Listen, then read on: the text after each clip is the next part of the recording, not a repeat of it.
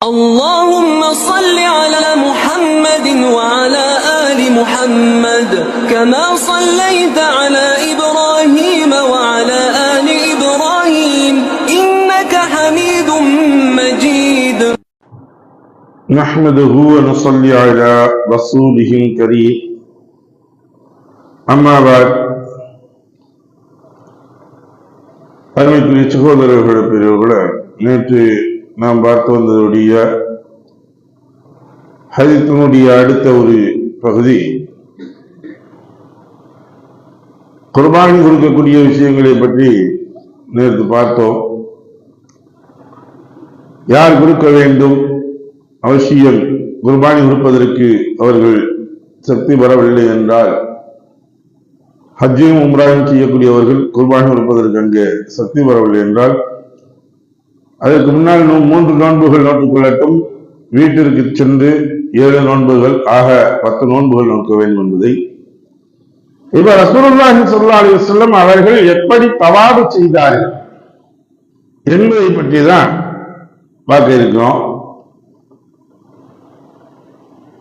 இவங்க எல்லா விஷயங்களையும் அரபா, முஸ்தலிஃபா, மினா எல்லாம் சென்று வந்ததற்கு பின்பு ஷைத்தான் கல்லெறிந்து விட்டு குர்பானி கொடுத்து விட்டு இவர்கள் மீண்டும் காபாவிற்கு வருகை தருவார்கள். இல்லை, இங்க இருந்து முகமதா போகக்கூடியவங்க அவங்க காபாவை பார்த்த உடனே தவாப் செய்யக்கூடியது இருக்குது. இந்த 2 தவாப்புகளுக்கும் எப்படி செய்ய வேண்டும் என்பதை பற்றி தான் ரசூலுல்லாஹி ஸல்லல்லாஹு அலைஹி வஸல்லம் கற்றுக் கொடுக்கிறாங்க. காபாவை 7 முறைகள் சுற்றி வந்துவிட்டு முதல் வேளையாக காபாவின் மூலையை ஒட்டி பதிக்கப்பட்டுள்ள ஹஜ்ருல் அஸ்வத் கல்லை தொட்டு முத்தமிட்டார்கள். ஃபர்ஸ்ட் போன உடனே என்ன செய்யணும் அப்படின்னா, ஹஜ்ருல் அஸ்வத் கல் இருக்கக்கூடிய இடங்களில் இருந்து அதற்கு நேராக நின்று கொண்டு ஹஜ்ருல் அஸ்வத் கல்லை பார்த்து முத்தமிடணும். ஹஜ்ருல் அஸ்வத் கல் தொட முடிஞ்சுன்னா போய் தொட்டு முத்தமிடணும். முடியல, நமக்கு போய் தொடர்றதுக்கு முடியாத சூழ்நிலை கூட்டமாக இருக்குது அப்படின்னா அதற்கு நேராக கையை உயர்த்தி அதை தொட்டு நாம் முத்தமிட்டு நம்முடைய தவாஃபை ஆரம்பம் செய்ய வேண்டும். இவர்கள் தவாஃபை ஆரம்பித்து 3 சுற்றுக்கள், முதல் 3 சுற்றுக்கள் இருக்குல்ல, அந்த 3 சுற்றுக்கள்னா தோள்களை ரசூலுல்லாஹி குலுக்கி சுத்துவாங்க. இந்த தோல் பக்கம் குலுக்கி அப்ப இஹ்ராமோட கிராஸ் பண்ணி போட்டிருப்பாங்க. அது போறப்ப நமக்கு சொல்லி தருவாங்க எப்படி போன என்னன்னு.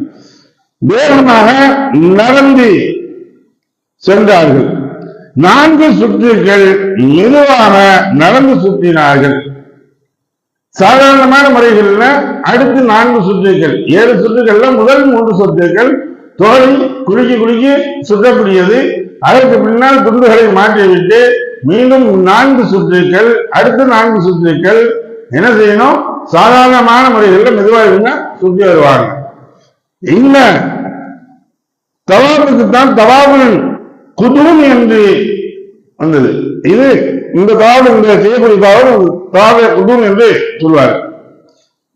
இதை செய்து முடித்ததற்கு பின்னால் ரசூலுல்லாஹி ஸல்லல்லாஹு அலைஹி வஸல்லம் எங்க வந்தாங்க, மக்காமே இப்ராஹிமுக்கு வந்தார்கள். மக்காமே இப்ராஹிம் வந்து 2 காயத்தில் அபில் தொழ வேண்டும். அங்க 2 காயத்துகள் தொழுதார்கள். பின்னர்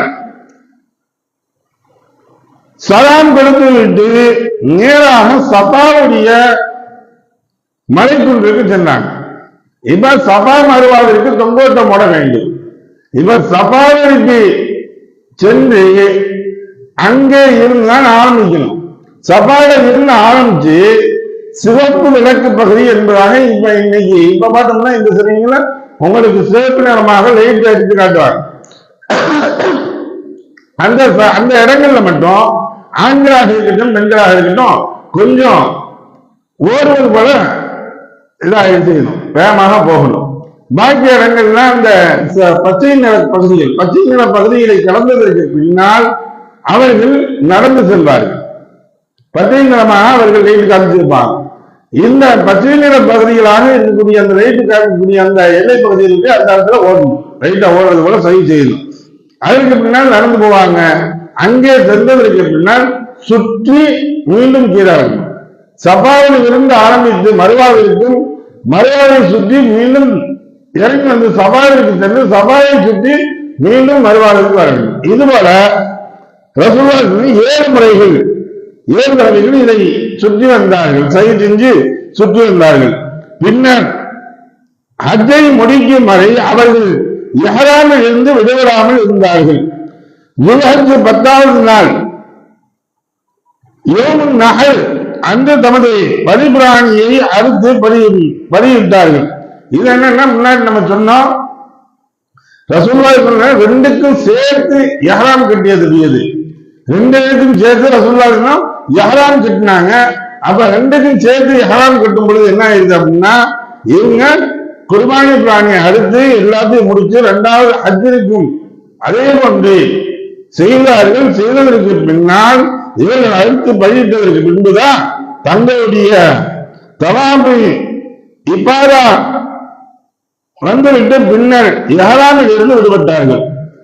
முன்னாடி நம்ம சொன்னது காபாவை கண்டவுடனேயே செய்யக்கூடிய தவாபுல் குதும். இந்த தவாபுல் குதும் வந்து காபாவை கண்டவுடனே செய்யக்கூடிய தவாபு. அடுத்தபடியாக நாம் செய்யக்கூடிய தவாபு இருக்கிற ஹஜ் அன்னைக்கு செய்யக்கூடிய தவாபு இருக்க, இதுக்கு தவாபின் இபாலா என்று சொல்லக்கூடியது. இந்த 2 தவாப்புகளை முடித்ததற்கு பின்புதான் ரசூலுல்லாஹி ஸல்லல்லாஹு அலைஹி வஸல்லம் இஹ்ராம் உடையை களைந்தார்கள். ஏன்? இவர்கள் 2ஐயும் எண்ணி இஹ்ராம் கட்டியதன் காரணத்தினால், ஹஜ்ஜையும் உம்ராவையும் நியத் எழுதி இஹ்ராம் கட்டியதன் காரணத்தினால் 2ஐயும் முடித்ததற்கு பின்னால் இஹ்ராமை களைந்தார்கள்.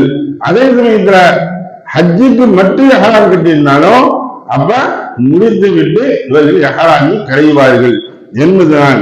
அல்லாஹ்வின் தூதர் ஸல்லல்லாஹு அலைஹி வஸல்லம் அவர்களும் தோழர்களும் உம்ராவுடன் ஹஜ்ஜை நிறைவேற்றியதை பற்றி மேற்கண்ட ஹதீஸ்கள் நாம் பார்க்கக்கூடியதாக இருக்கிறது. ஆயிஷா ரலியல்லாஹு அன்ஹா அவங்க வாயிலாகவும் இந்த ஹதீஸை அறிவிக்கிறாங்க.